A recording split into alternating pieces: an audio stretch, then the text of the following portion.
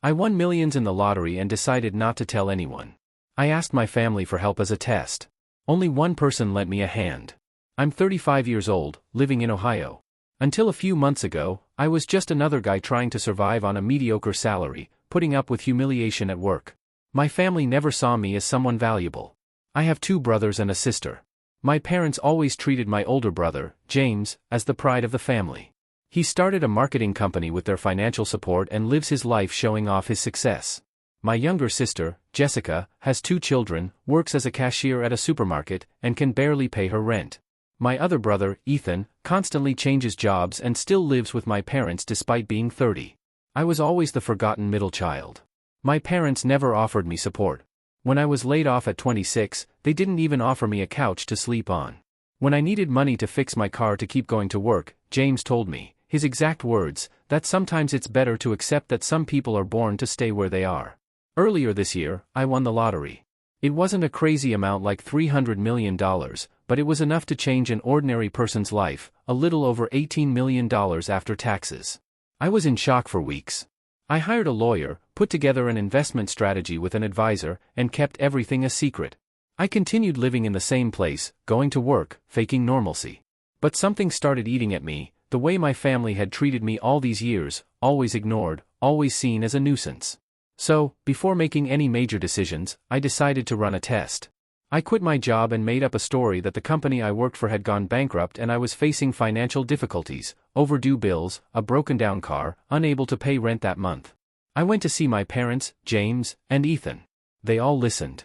Some laughed uncomfortably. James said he could offer me a position as a warehouse assistant in his company, but I'd have to prove my worth for a few dollars an hour. My parents said they were tight on expenses, despite a secure retirement and no debt. Ethan just said, "Tough situation, bro." The only one who helped was Jessica. She gave me $200, more than money. It was the way she gave it. She asked if I had food, offered me her sofa in her tiny house, and said I could count on her. I know she barely survives with 2 kids. That broke me inside, in a good way. After that, I distanced myself from everyone. Only Jessica knew where I was living. I moved and began changing my life. On the outside, everything looked the same. On the inside, I had a new perspective. I started observing and planning. I don't know why I'm writing this now, maybe because I'm preparing for the next step or still trying to understand why my family always saw me as disposable. I still feel like that ignored guy at the family table, even with everything I know and have. I haven't told anyone about the lottery, but the time to change that is approaching. I began planning my exit, not just from the life I was leading, but from the image my family had of me. I studied investments, bought a discreet house in a quiet neighborhood through a legal intermediary to maintain anonymity, and renovated it quietly. I got rid of my old car but bought a similar-looking, new, safer one. Anyone looking would think I'd just gotten a stable job. Jessica kept messaging, asking if I needed anything, offering leftovers. She never asked for a cent or what I was working on, just said she trusted me. That marked me deeply.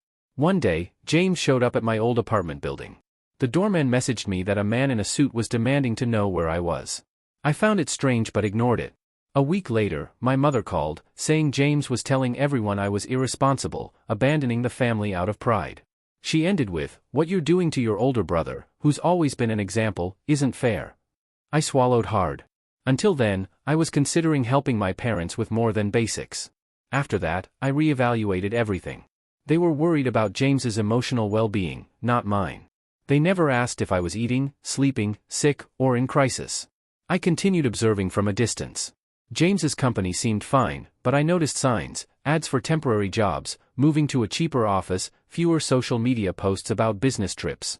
I investigated and found he'd lost a major contract, doubled his supplier debts, and was taking personal loans to keep up appearances. I stayed silent.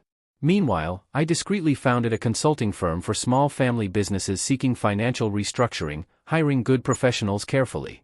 In 6 months, we had 3 regular clients and good cash flow. One of my first hires was Matthew, a former coworker who always gave me rides without charging. I remembered him saying, "You don't have to pay for gas, just pay me with good conversation." A decent guy. I hired him as logistics supervisor. He almost cried at the salary, asking, "Are you sure I'm worth this?" I replied, "I'm sure you're worth more." I gave him a company car and let him choose the model. He hugged me, speechless. When everything was in place, I visited Jessica on a Friday afternoon. She was on her porch, tending plants while her kids played with a bucket of water. She smiled calmly when she saw me. We had coffee, I played with my nephews, then I asked to speak privately. I told her everything, the lottery, the test, how she was the only one who helped without expecting anything. She was silent, then said, I didn't do it expecting anything. I did it because I love you and know what it feels like to be treated like trash. The next day, I took her to see 3 houses. She chose the simplest one, with a yard for the kids and an old iron stove. I bought it in cash, gave her a new car, a used model she chose with space for the kids, and started paying for my nephew's schooling. I offered her a position as operations manager in my company. She initially refused, thinking she wasn't prepared, but accepted on the condition I teach her properly. She wanted to do it right. Meanwhile, James was getting entangled. He messaged me for the first time in a year, do you know anyone who can help? The company's in a bad mess, and I need an investor, or I'll have to sell. I replied, let's talk. We met at a coffee shop downtown. James arrived in an expensive suit, shiny watch, forced smile, but he looked smaller, tired. He talked for half an hour about a market crisis, blaming the government, saying he just needed a push to get back on track. Then he said, you still have financial contacts. I remember you mentioning acquaintances. Can you recommend someone to buy or invest in the company? I looked at him and said, maybe I could buy it myself. He laughed in my face, you buy it, bro? I don't know if you'd have the money for that. You never had money. But if you know someone who wants to invest, I showed him my bank account on my phone. His smile vanished. I told him everything. He asked to borrow money. I said no but expressed interest in buying the company. Since he needed to sell quickly or lose everything, he agreed to try. He named an absurd price. I said it wouldn't be like that, an evaluation would determine the real value. Surprised, he switched to salesman mode, showing spreadsheets, talking about potential, inflating a sinking business. I asked him to email the information and said I'd respond in a few days. My lawyers and analysis team reviewed it. The diagnosis, the company wouldn't last 2 months but had structure and a market name, recoverable with serious changes.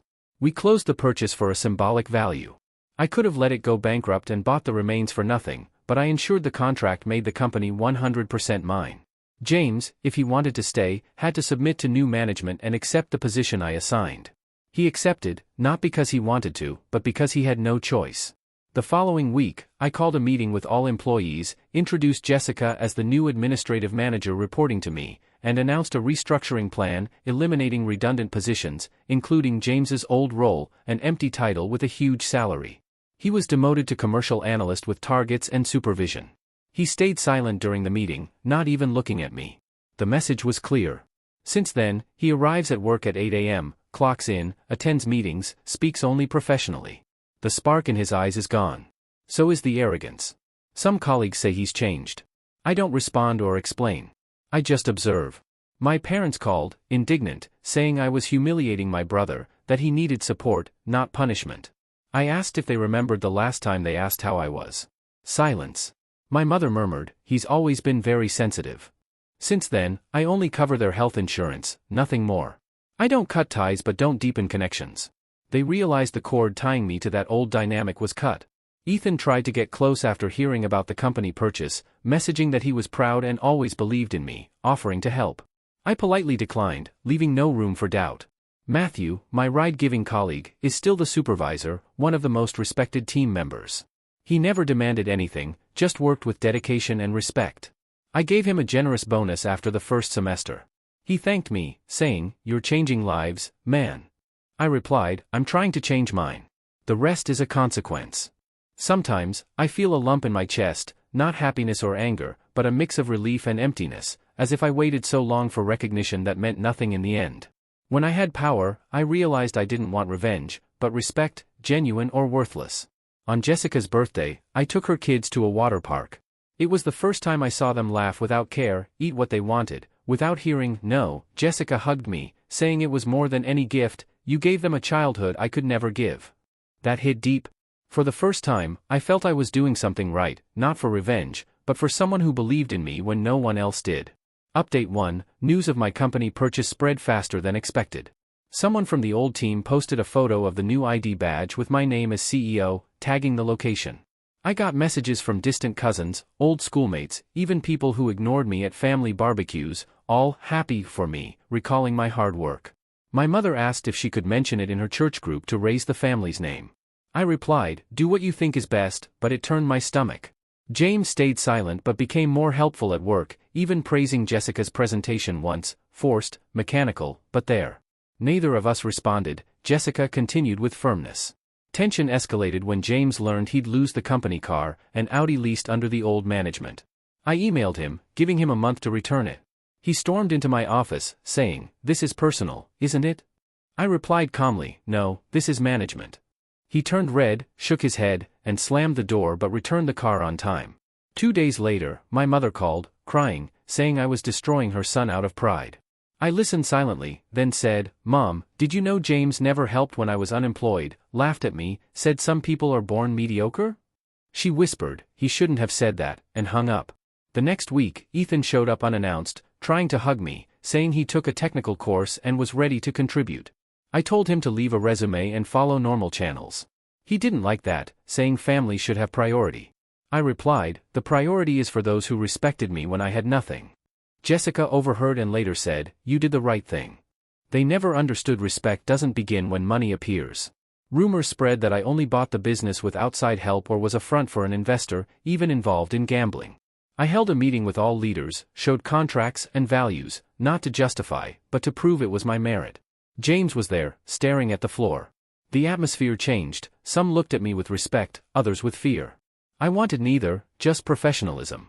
One afternoon, James stopped me in the hallway, hesitating, then said, "You got lucky, but you knew how to take advantage.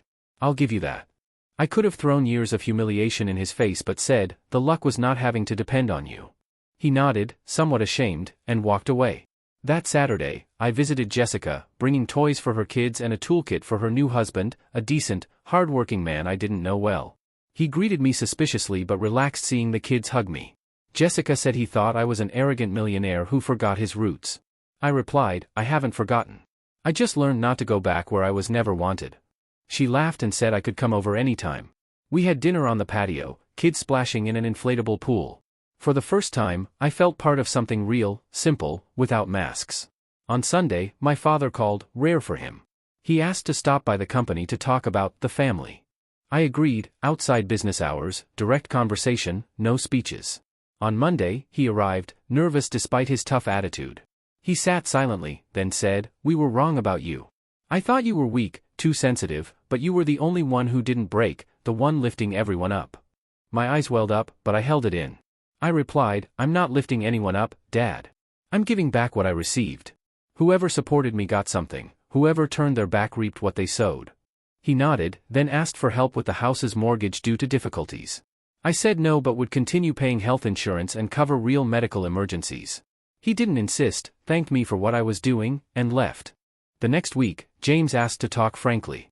In an empty conference room, he said he hadn't slept well for months, feeling in debt, not just financially, but for his attitude. He felt like a failure for losing the company our father saw as proof of success, now working for the brother he belittled.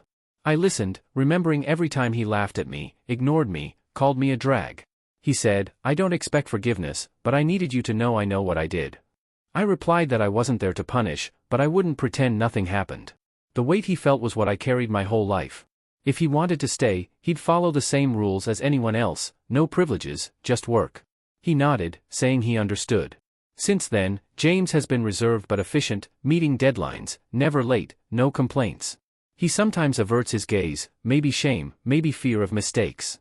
Ethan insisted again, showing up uninvited at a company barbecue, making forced jokes, saying he always believed in my potential. Colleagues were kind, but no one bought his act.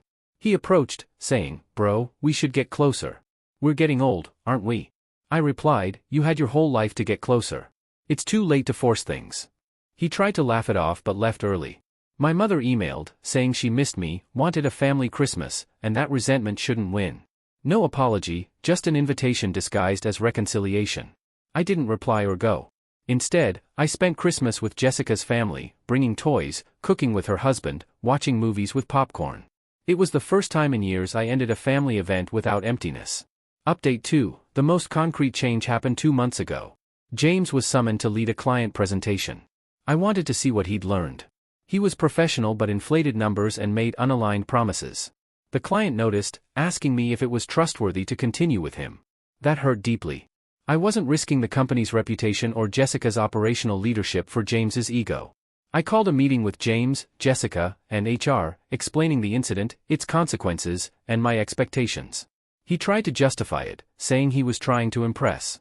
I interrupted, unacceptable. He was demoted to internal reports only, with a salary reduction, still decent, but far below his previous pay. He signed the papers silently, asking only that I not tell our parents. I asked him to leave. I asked Jessica, did I go too far? She replied, no, you were fair. Justice is something they never gave you.